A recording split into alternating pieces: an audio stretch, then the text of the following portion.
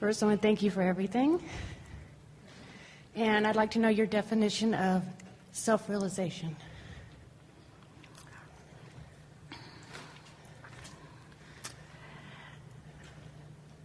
Oh, there are a number of things that we want to put into this definition, but we're going to give you the first and most important one first. Self-realization is vibrational awareness of source energy and conscious ability to attune to it.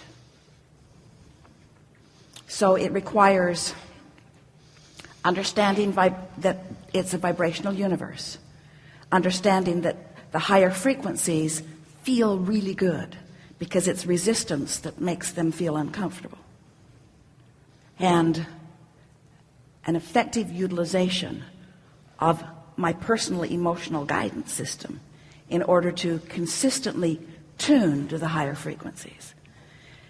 Self-realization is realizing that I'm more than this physical body, that there's a larger part of me who is aware of me, who realizes me. Self-realization has to be about realizing that Source realizes me and tuning to that realization. Because Source always loves me even when I think I'm bad.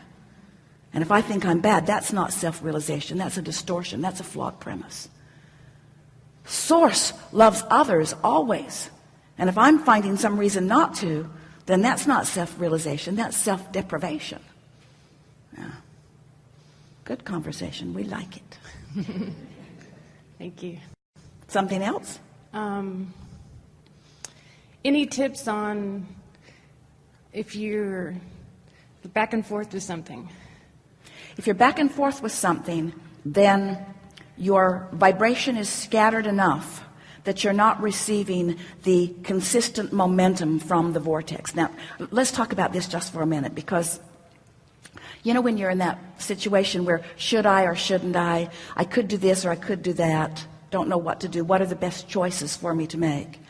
We want you to consider that you've put all of the details into your vortex and they're shining bright, and the Source within you is standing there knowing a magnificent sequence of events that's just going to surprise and delight you. Mm-hmm. So if your dominant intent is to make yourself feel as good as you can feel as much as you can, rampages of appreciation are wonderful, but sometimes you can't get there because your vibration is too far different. Meditation is a really good way to raise your vibration, because when you stop thought, you stop vibration, and when you stop vibration, you stop resistance, and when you stop resistance, your vibration raises. So anything that you can do that makes you feel a little better is really the thing that we would be going after. Every process that we've ever offered is toward that purpose. It's for the purpose of raising vibration.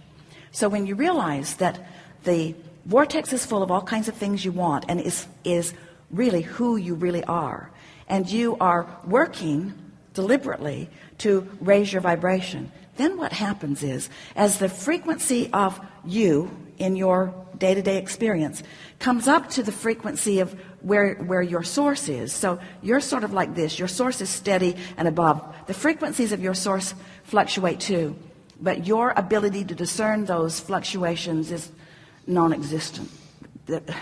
It would talk about beta gamma, something. In other words, you do not have the ability to discern the fluctuation in that frequency. So let's just say it's constant from your perspective. Yours is fluctuating a bit, but as you stay more in the range of who you are now, because your frequencies are harmonious, now ideas and inspiration is going to flow to you. And that's the way we would make, if we were standing in your physical shoes, every decision. If you're still in this either or thing, you're not there. If I could do this or I could do that, you're not there. But so we'd just keep pondering it, and we would continue to say general things like, well, things are always working out for me, and I'll get clearer about this, and I don't have to make the decision right now, and when I'm ready for the decision, it will come to me. It will come to me in an idea that is so clear that wild horses could not keep me from it. And those are the kind of decisions that we would make. Sometimes, do you ever have a moment like that where you're just so sure about something? So you proceed. And then you have buyer's remorse. Well, it doesn't mean that you weren't right the first time. It means you were a vibrational match to your vortex the first time. During the buyer's remorse, you're not. Now you're beating the drum of something unwanted. In other words, you were there, you got the idea, then you fluctuated, and then the idea is just left hanging there, you see. That was a good conversation. So what'd you get from it? Stay up there. And? Try to maintain it. And? And Don't try too hard. Don't get yourself in a position where you are forced to make a decision until you've had time to align energy first. In other words, line up and then make your decisions. Never make a decision from a place of knowing what you don't want. Because when you make a decision from a place of knowing what you don't want, guess what momentum's working for you? More of what you don't want's going to come. More of what you don't want's going to come. More of what you don't want's going to come. More of what you don't want's going to come. Yeah. right. Thank you. Yeah.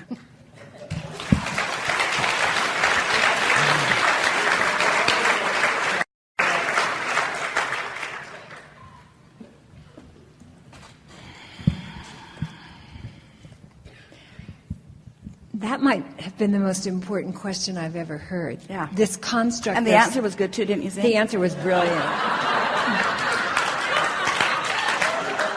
So can we milk that a little bit, because it's really a big deal? Yeah, take it from where it sits with you. So when she asked about self-realization, I got this sense of becoming conscious of our centeredness in Source. And this idea Conscious of self. Jerry was always putting on the spines of the books, self-help from total self. Right. The intentional consciousness part of that we're having this great conversation at breakfast about when you make a big left turn into a new idea, and this feels like a huge momentum left turn into a big new idea, about becoming intentionally conscious in our place in Source and shifting our focus from the physical to the vibration with deep intention and full realization of where we stand. Yeah. We're glad it feels like a new dramatic left turn. That's what we've been saying to you from the moment we opened Esther's mouth. Well, it took a while for us to catch up with it. Well, we're glad that you're hearing it in this more powerful way. And we think that the steps that it required, these are the steps that it takes to come to that self-realization. We're just going to speak them for you here, and then we're going to go beyond with you. So first, you have to accept that this is a vibrational universe and that you are too. Right. Next, you have to accept that law of attraction manages the vibrational frequencies, and that when you put out a frequency based upon what you're giving your attention to, feedback is going to come that lets you know what that frequency is. Next, you must accept that you are a multidimensional being, and for the purpose of this life experience, that there is a larger part of you who is non-physical and eternal, and there is a physical part of you who is also eternal, but the physical you and the non-physical you must be understood, and the relationship with each other must be understood, or at least accepted that those two perspectives exist. Because until you accept that there is a source part of you and a physical part of you, then your guidance system doesn't make any sense. And once you're able to show yourself through consistent emotional awareness that that the very fact that you could feel negative emotion at all means that there's a larger part of you that feels differently. And once you get that, then you understand, then you have a chance at self-realization. But now, who is the self that you are realizing? It's the total self. It's the whole of you. Because we stand as the expanded version of what you are, but we want to include all. In other words, we're not totally, hear this, we're not totally self-realized until we are self-actualized through you. Now hear what that means. Hear what that means. That means here you are on the furthest leading edge, stirring it up and deciding it, but then coming into alignment with it so that it can manifest. That's that full actualization that we are talking about. That's why we all revel in the self-actualization of our self-realization, you see. because those two things interact to literally create They the are universe. inextricably tied, eternally, you see. It's perfect. Eternally. Action is such a juicy and absolutely essential part of the experience. So never wanting to go away from the action and wanting to hold that place Perfectly in stated. source. And let's say action manifestation. Let's tie it all together, because there's a lot of self-actualization that does not require your action. It requires your observation, it requires your acknowledgement, it requires your awareness of it, but it's not action, it's realization. It is, I get that. Yeah, you do. It's that feeling. There is the feeling that underlies action is the same feeling that underlies realization. You don't have to do the physical movement. You have to be in the flow to get that feeling, and that's what manifests. So let's go back to instantly. the earlier, perfectly stated. Let's go back to that earlier question. So give me some tips on how to know what decisions to make or what's the right direction. So now, having had this conversation, we want to say, when you realize that the larger part of you knows the perfect unfolding that will satisfy the most of the intentions that you have in place, and you are taking the action of meditation, of basking, of rampaging, of looking for positive aspects, so that you're coming into constant, consistent alignment with who you really are, so that now the vibration between you and who you are is so harmonious and so consistent. So then, under those conditions, then the ideas flow.